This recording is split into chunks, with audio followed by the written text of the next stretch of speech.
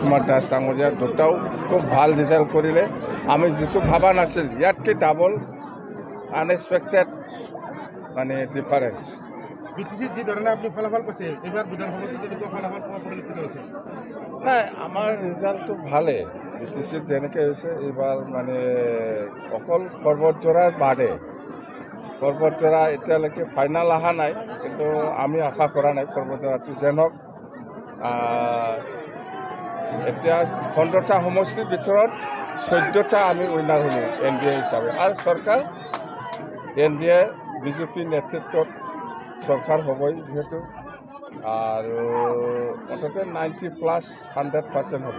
লক্ষণীয় বিষয়ে উত্তৰ কুমাৰ দাসে বহু বৃহৎ সংখ্যক ভোটত জয়লাভ কৰিছে। নাই, সেইটো আমাৰ কৰ্মীৰ ওপৰত। আমাৰ কৰ্মীসকলে বিজেপি কৰ্মী হওক, BPF কৰ্মী হওক বহুত কষ্ট কৰিছে। কষ্ট কৰাৰ ৰিজাল্টটো সেইটো।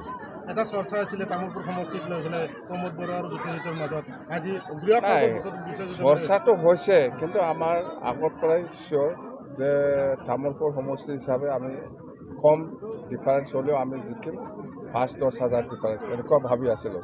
কিন্তু এতিয়া আমি আগত যিটো চিন্তা কৰিছে সেইটোৱে হৈ গ'ল। ৰাজনীতিৰ প্ৰেক্ষাপটত বিটিচিৰ যি ভূমিকা আপোনাৰ হ'ল, এই কি ক'ব এই ক্ষেত্ৰত?